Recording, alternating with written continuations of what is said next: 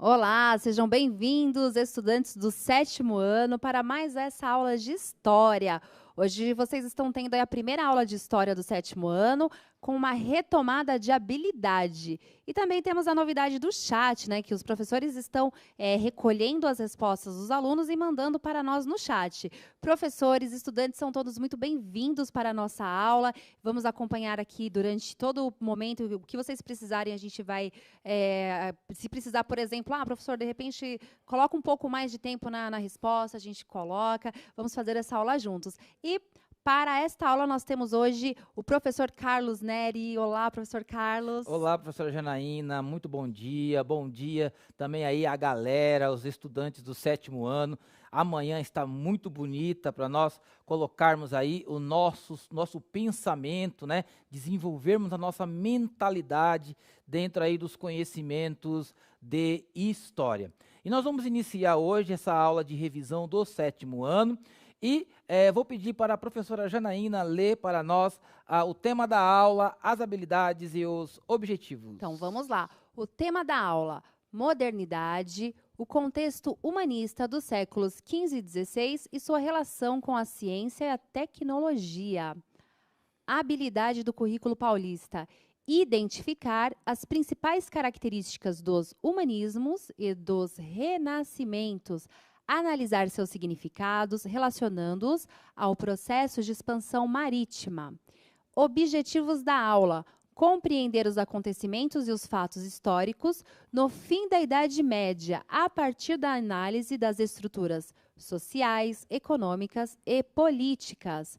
Relacionar acontecimentos e processos históricos às transformações das estruturas sociais, políticas e econômicas. Legal, nós vamos estar trabalhando aí essa relação dos renascimentos, né? Assim nós poderemos falar, porque não houve somente um renascimento, houve diversos renascimentos, né? Existem diversos outros que nós podemos aí fazer um recorte histórico. Então nós iremos trabalhar aí o renascimento cultural e o renascimento urbano, associando-os, identificando-os também com o crescimento aí tecnológico do mundo que está saindo aí do feudalismo para o capitalismo, e para isso nós, como sempre, já iremos instigar a curiosidade dos nossos estudantes e a sua atitude historiadora ao colocar na tela a questão disparadora. O que você entende por renascimento cultural? Eu acredito que as respostas estão fáceis. Coloca aí no chat, em 1 minuto nós já voltamos. Participe!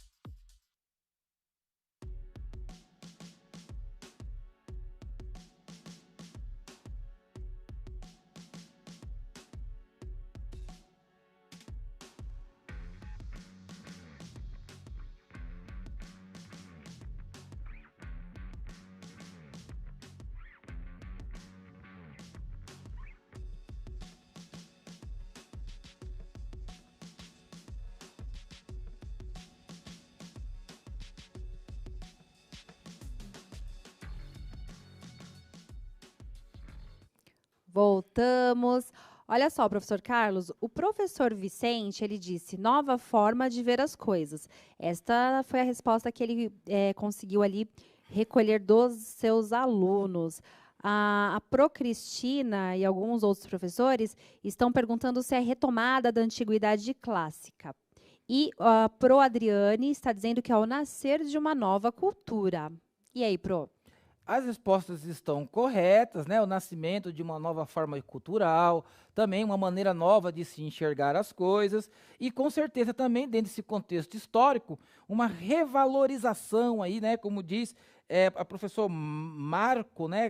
Que fala que é a retomada dos valores da cultura grega e romana, a chamada antiguidade clássica. E aí nós já vamos mandar aí um abraço para a professora Priscila, da Escola Estadual Dom Joaquim Justino Carreira, em Jundiaí. Os outros professores estão nos desejando um bom dia, profs.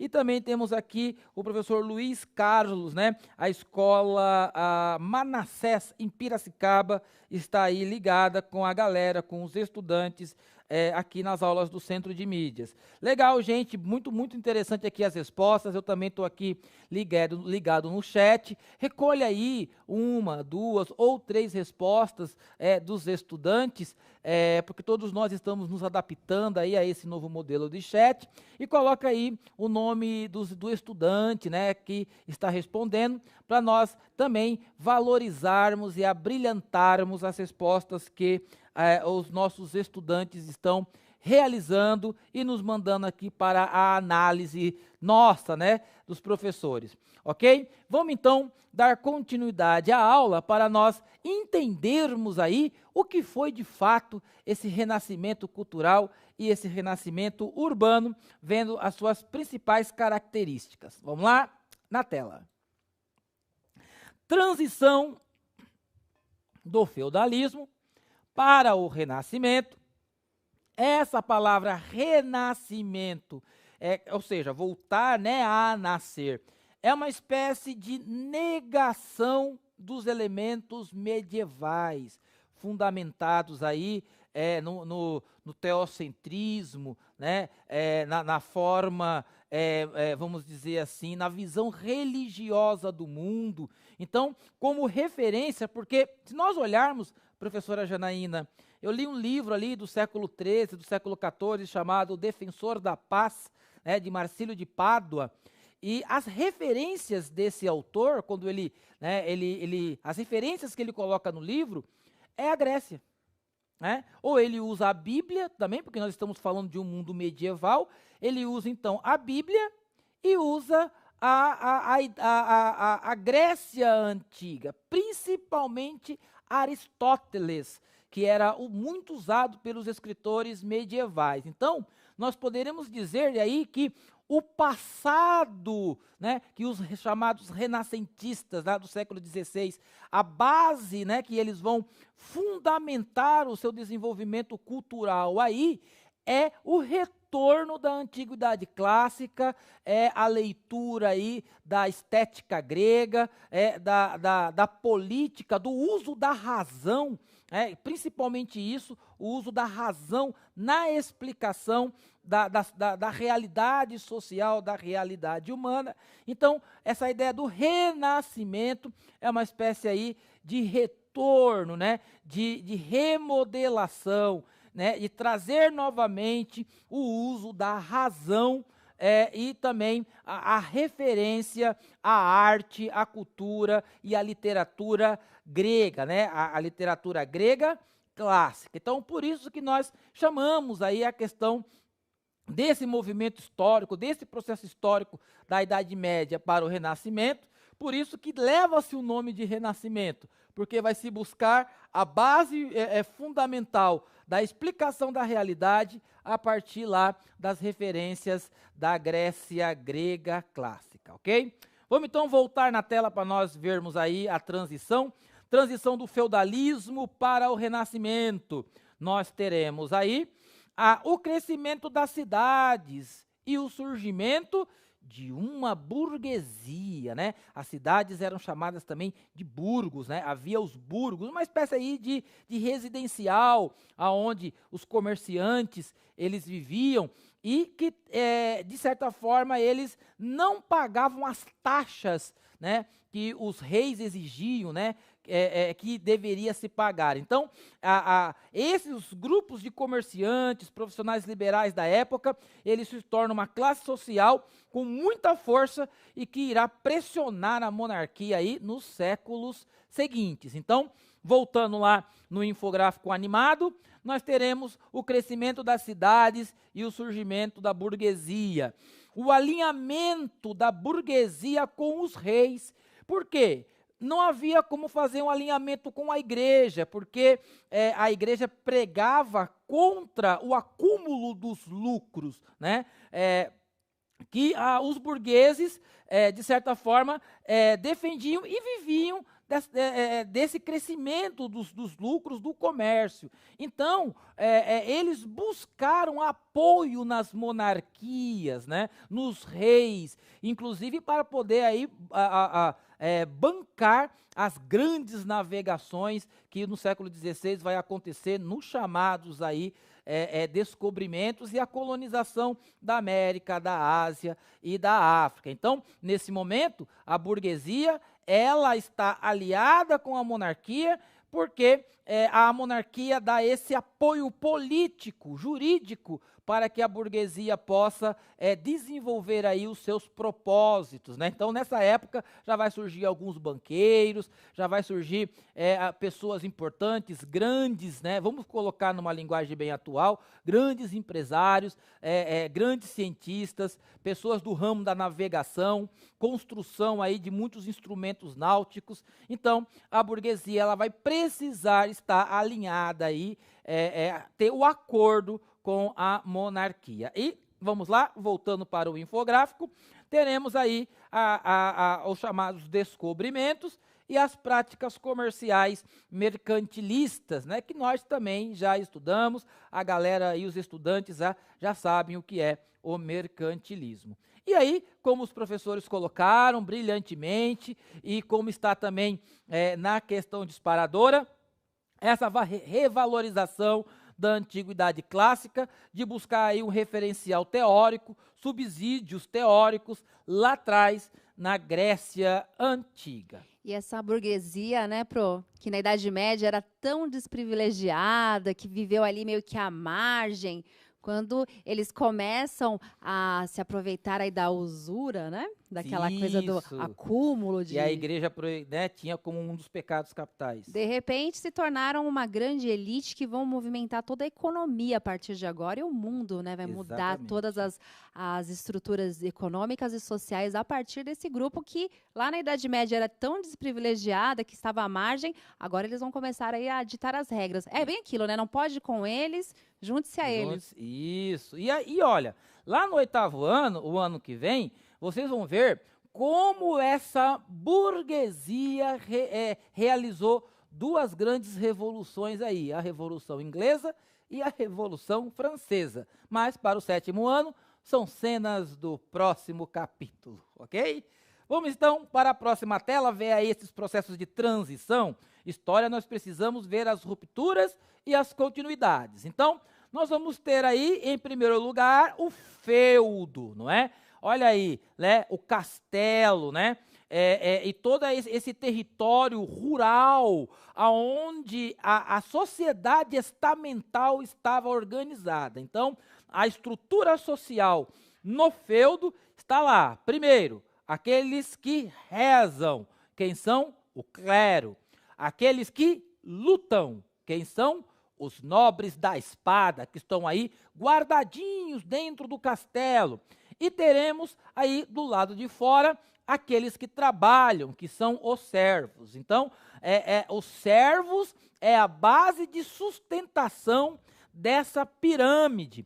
E aí, com os renascimentos, com o surgimento das cidades, né, esse feudo vai se transformar, esses feudos, aos poucos, vão dando lugar a cidades. Haverá um êxodo rural, as pessoas irão começar a sair do feudo para ir para as cidades. E aí, galera, a dinâmica de trabalho e a vida social muda. Nós podemos até ver isso, quem tem aí familiares lá no sertão nordestino, que aí você vê as diferenças, né, sociais, culturais, entre a capital e o pessoal lá do sertão. Eu, quando eu vou para lá, com muita alegria, eu dou muitas risadas, muita alegria mesmo, porque você vê as diferenças, né, culturais aí regionais, né, dentro do nosso país. Então, quando nós falamos de transição do feudalismo para o capitalismo, né, do feudo para as cidades, nós vamos ter aí uma mudança, né, mental, social, de princípios, de valores, de outros tipos de profissões que vão surgir aí nessa transição, nesse processo histórico, ok? Vamos então para a próxima tela.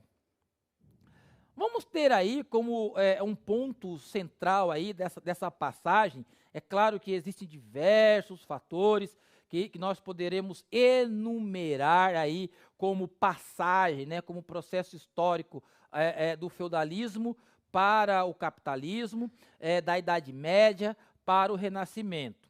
Nós vamos pegar um fator, que são as cruzadas, né? Temos aí como referência o século XII, ou seja, um ano praticamente aí de 1300 em diante, quando os cruzados, né, na sua missão de resgatar a terra de Jerusalém da mão dos árabes muçulmanos, né? Existem alguns filmes que retratam aí essa questão da disputa entre cristãos e muçulmanos pelas terras, né, de Jerusalém.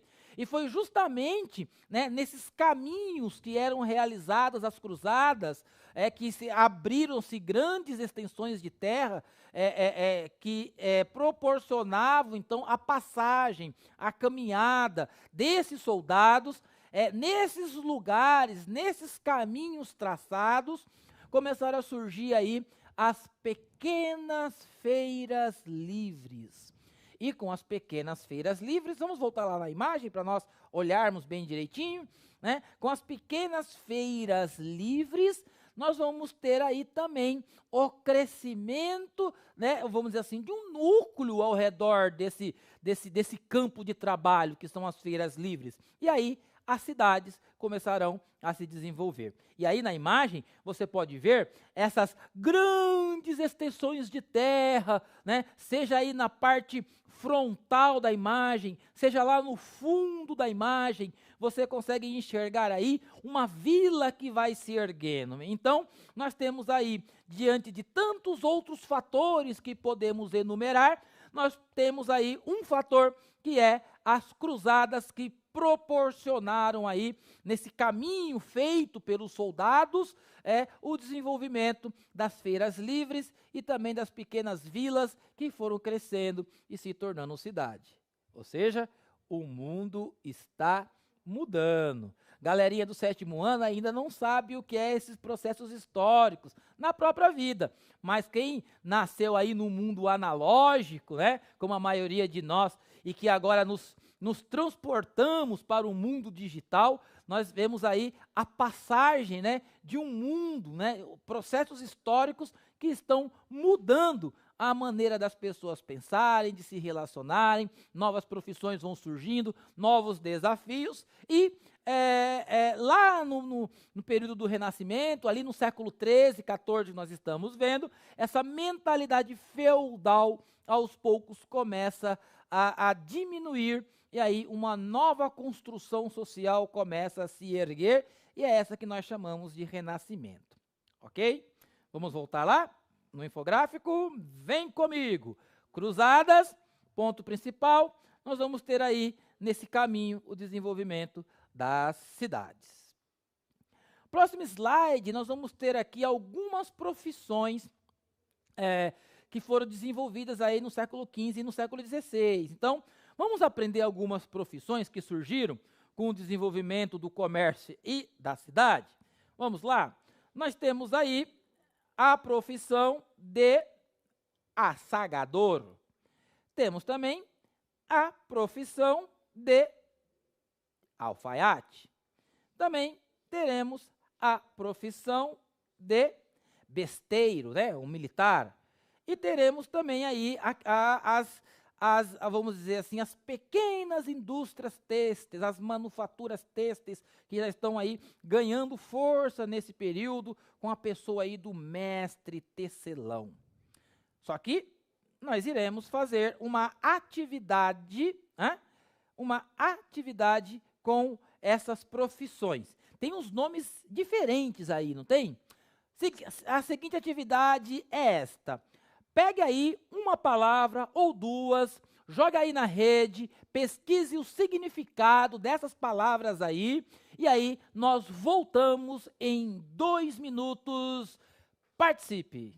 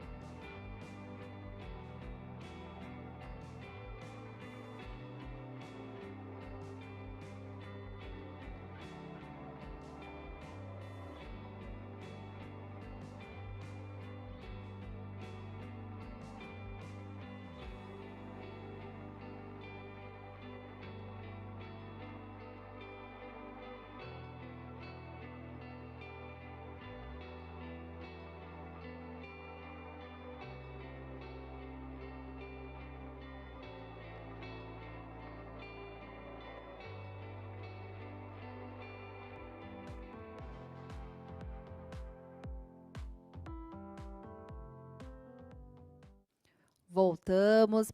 Olha só, várias respostas. Embora os professores ainda estão se adaptando, os alunos também a esse modelo, nós conseguimos aqui bastantes respostas, professor, bastante resposta. Pro Viviane, ela respondeu: tecelão é aquele que trabalha tecendo fios no tear. Foi a aluna Ana Júlia que respondeu. Pro Mônica, armeiro é o serralheiro. Alfaiate, costura. Besteiro, soldado que sabia manusear a besta. Tecelão, mestre em tecer tecidos. E por aí vai. Deixa eu ver se tem mais alguma aqui. Pro Claudemir, assagador, que ou quem dá polimento em armas. Assacalador. Assagador. Assagador é o armeiro. É realmente bem diferente essas palavras, professor. Eu Sim, mesmo não porque conhecia o besteiro. Eram palavras da época, né? Quando nós pegamos, por exemplo, transcrições de textos do século XIX, a gente vê Brasil escrito com Z, não é? Então, eram as profissões da época, né? Qualquer pessoa que chegasse ali no ano de 1500, né? 1400, 1500, se falasse esses nomes, eles com certeza já iriam identificar. Mas vamos ver aí na tela a correção da atividade? Na tela. Vamos lá. Assagador é um armeiro, um serralheiro, né? Nós falamos muito ferreiro também. Alfaiate, aquele que costura, que faz confecções. O besteiro é um soldado experiente com o manuseio da besta, que é essa arma aí, né? Diferente. Ela solta as flechas, né? Mas ela tem um formato diferente de um arco tradicional. E aí nós temos o tecelão, né? O mestre tecelão era aquele que agregava grupo de pessoas e ensinava o ofício aí de transformar fios, né, de lã em tecido. Olha aí, galera, 7º ano, projeto de vida, vocês já podem aí já ir desenhando quais são as profissões que vocês no futuro já querem exercer. Lembrando que, assim como da Idade Média para o chamado Renascimento, nós temos diversas profissões que vão surgir aí no contexto da cidade. nós temos também diversas profissões que estão surgindo no contexto da tecnologia. Então, eu acredito aí que tem uma galera de estudantes que tem aí sonhos, projetos e que já estão desenhando já a formação de uma profissão que está bem relacionada com o seu tempo, né, com o tempo aí desse grande desenvolvimento tecnológico, ou como muitos chamam, essa quarta revolução industrial. Ok? Vamos lá, galera, então, já pegaram aí a resolução do exercício, essas profissões, ou seja, nós temos um desenvolvimento tecnológico também nesse período. Próximo slide. No próximo slide, nós temos esse rapaz aí, que deve ter aproximadamente em torno de 16, 17 anos, e ele é quem? O jovem aprendiz. No século XV, os jovens, meninos e meninas com aproximadamente 7 anos de idade, passavam a viver nos lares de outras pessoas, enquanto suas famílias recebiam os filhos também de outras famílias. O objetivo dessa prática era iniciá-los no mundo adulto do trabalho. Lá, realizavam os trabalhos domésticos, aprendiam determinadas normas de comportamento. Essa prática de intercâmbio familiar proporcionou o uso da palavra aprendiz. As famílias de classe média também entregavam e recebiam os filhos de outras famílias para servirem como assistentes ou até escudeiros, né, de oficiais do exército. Então, voltando para o professor, nós vamos ter aí uma relação de trabalho aí no século XV. Ou seja, aproximadamente aí de 7 anos até 14 ou 15, o jovem, ele vivia na casa de outra família, né? E lá, essas famílias, no caso de outra família, que pudesse, no caso do menino, ensinar o ofício para ele, né? A profissão. Então, muitos viviam junto com o mestre tecelão, moravam na casa do mestre tecelão, participavam da rotina da família do mestre tecelão. E ali ele aprendia o ofício de fabricar tecidos. As meninas também, elas estavam dentro desse contexto social e elas iam ali a outras famílias para poder também aprender os princípios que eram regulamentáveis ali, no caso das meninas, naquele contexto. E, professora Janaína, eu fiquei pensando, por que será que era assim? Pois é, né, Pro? Porque se você tem lá uma manufatura na sua casa e seus meninos estão ali, você está ensinando eles a trabalharem, a hora do trabalho, aí o filho vai dizer, mãe, deixa eu dormir mais 15 minutos, né? Ô pai, deixa... E aí eles fazem o quê? A mãe vai, não, tá bom e tal. Na casa de outra família, isso era possível. Então, hora de levantar, aprender o ofício, Então, era uma maneira, né, de inserir o jovem no mercado de trabalho. Hoje nós temos o jovem aprendiz com outros tipos de normatizações, de regras, de princípios. Temos muitos estudantes que dividem aí o seu tempo entre os estudos e o trabalho, principalmente a galera do ensino médio. Então, nós temos aí novas relações de trabalho com o mesmo termo, jovem aprendiz. Deu para pegar? Legal, né? Essa parte da história, bem mais lá dentro do interior da sociedade europeia daquele período. Vamos lá, gente, já falei dele, mas vamos colocar na tela, é o mestre tecelão. O mestre tecelão acolhia um grupo de aprendizes e entre eles eram construídas relações de obrigações mútuas do aprendiz para com o mestre e do mestre para com o aprendiz.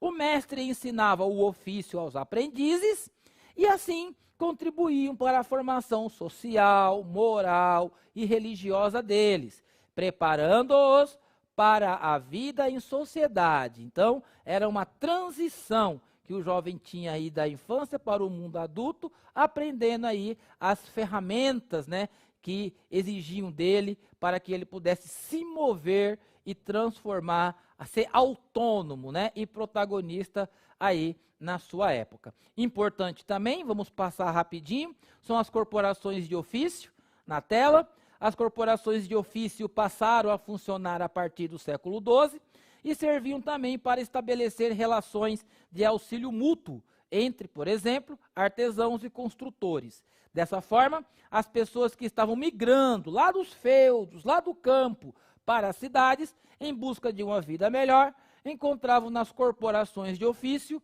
uma forma de aprender a profissão. Legal?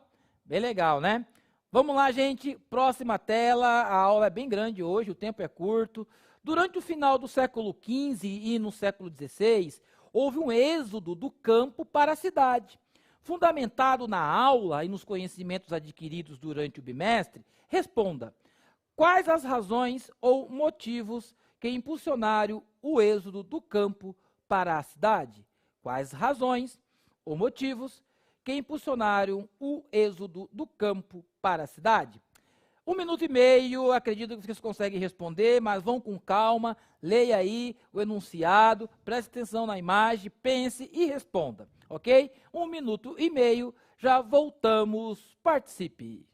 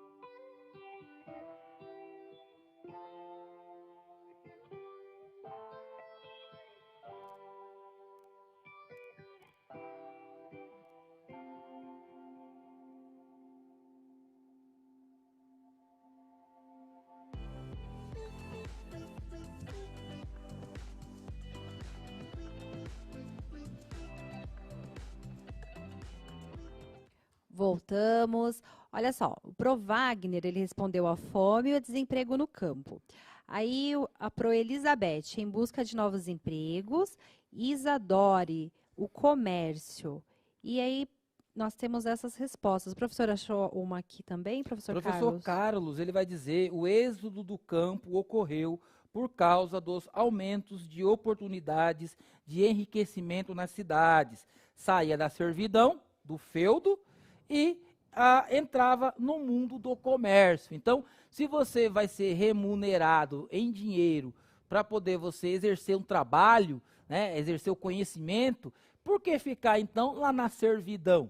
Não é verdade? Então, o êxodo, como falou o professor Carlos aqui, está bem dentro desse contexto de melhores oportunidades na cidade. Professor Carlos, tem uma resposta aqui da aluna Maria Clara. Vamos lá. É a professora Graziela que mandou. Acho que eles procuravam uma vida melhor com mais recursos. Essa é a resposta da Maria Clara. Sim, também, né? A cidade havia mais recursos, havia as corporações de ofício, havia a oportunidade de desenvolver outros trabalhos, de aprender novas profissões. Então, como o professor Carlos colocou, vou usar a resposta dele novamente, é a saída aí do mundo do comércio, o mundo mais moderno, a saída do mundo da servidão, lá do feudo, para a cidade.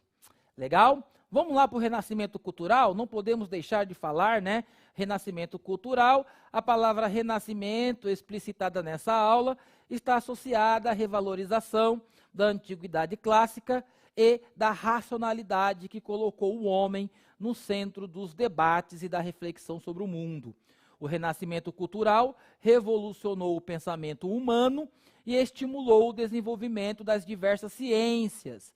A imagem ao lado é representativa, pois recria, através da arte, o maior símbolo da reflexão crítica da antiguidade clássica, a escola de Atenas, pintada por Rafael Zâncio, e lá no fundo você vê os grandes mentores aí, do seu lado esquerdo, Platão, com o seu livro A República, e do lado direito, Aristóteles, com o seu livro A Política. Então, ou seja, como nós falamos no começo, é o retorno dos referenciais teóricos, filosóficos, racionais da antiguidade clássica. Por isso o nome de Renascimento. Tá bom? Vamos lá? Próxima tela. Essa pintura ao lado, ela é bem instigante, né? Nós temos aí uma pintura aí do Rembrandt, pintor holandês. Ele retrata uma aula de anatomia, que para a época foi considerada uma obra revolucionária. Observe como os alunos do Dr. Tup, que está lecionando, demonstra feições de curiosidade. No século XVI, o crescimento urbano e o desenvolvimento das ciências proporcionaram diversas transformações no campo do conhecimento. Embora o século XVI mantenha estruturas como a igreja e a monarquia, essa relação ética entre política e religião começa a dar sinal não de destaque, de desgaste, abrindo um espaço de questionamento. Ou seja, com o desenvolvimento da ciência, o homem vivo ou morto é objeto de ciência. Então nós temos ali na imagem, vamos voltar mais uma vez, na imagem ali do Dr. Tup, uma aula de anatomia. E dizem aí alguns historiadores que esse homem foi aí um malfeitor, condenado e tal, e aí eles foram fazer essa aula aí com um corpo humano, ok? Galerinha, quem tem desejo aí de ir para a área de medicina, quem sonha com um projeto de vida na área aí de medicina, já vai se preparando, ok? Vamos lá, gente, próxima tela, vamos ver aí algumas características dos renascimentos. A aula já está no fim, passa rápido. Vamos lá, desenhar aqui o infográfico com vocês, para nós analisarmos algumas características dos renascimentos que, de certa forma, começaram aí a romper com a Idade Média. Humanismo, saber crítico sobre o homem, elevação das potencialidades da condição humana. As referências estão onde? Lá na Antiguidade Clássica. Antropocentrismo, o homem é o centro da reflexão, não é mais teocentrismo, não é a vida mística, agora é a vida racional. O homem é o centro da reflexão. A vida e o universo são explicados por meio da ciência. Heliocentrismo, o Sol é o centro do universo. Racionalismo, utilização da razão para explicar a vida e o universo. Cientificismo, valorização da ciência sobre outras compreensões da realidade humana. E a formação aí das cidades e o surgimento da burguesia. Tira um print da tela, muito importante, nós temos aí as características que foram rompendo com aquelas relações feudais, ok? As atividades complementares, vocês podem usar a criatividade. O meu feudo não está aqui, eu deixei do outro lado, mas eu trouxe aqui um feudo, uma maquete de um feudo para vocês verem. E aí vocês podem criar, vou pegar aqui a maquete, pessoal, só um momentinho, vamos lá. Então nós temos aqui, você pode usar aqui a sua criatividade, criar uma maquete de um feudo, né? E aqui está a maquete do feudo, né? Foi a professora Janaína que fez com os 6º anos, com a professora de arte. Bem legal, né? Você pode aqui construir esse feudo, né? Bem interessante aqui o feudo. Ou, vamos voltar na tela lá, ou fazer um vídeo de até 2 minutos, com ou sem animação, através da exposição oral sobre os renascimentos cultural e urbano. Então, você pode criar aí um feudo, ou você pode também aí fazer um vídeo de 2 minutos e você tem aí os links que vão te mostrar como você vai fazer isso no final. Para nós encerrarmos a aula de hoje, nós vamos mostrar aqui os trabalhos do protagonismo juvenil da estudante Maria Luísa, né? Ela gravou um vídeo sobre a história da África na aula passada. É da escola professora Helena José Bonfá, do Distrito de Socorro, diretoria de Bragança Paulista. Professora Maria Inês, palmas para a Maria Luísa e para a professora Maria Inês. E os infográficos muito bonitos. E olha, parabéns, hein, dona Andréia, pela filhota que a senhora tem. Muito inteligente e continue aí dando essa belíssima educação para essa garota que nos dá muito orgulho com os seus trabalhos. Então, eu fiquei sabendo que vocês moram no sítio e eu já fui sentindo o cheirinho do café. Então, gente, muito obrigado pela aula, pela participação.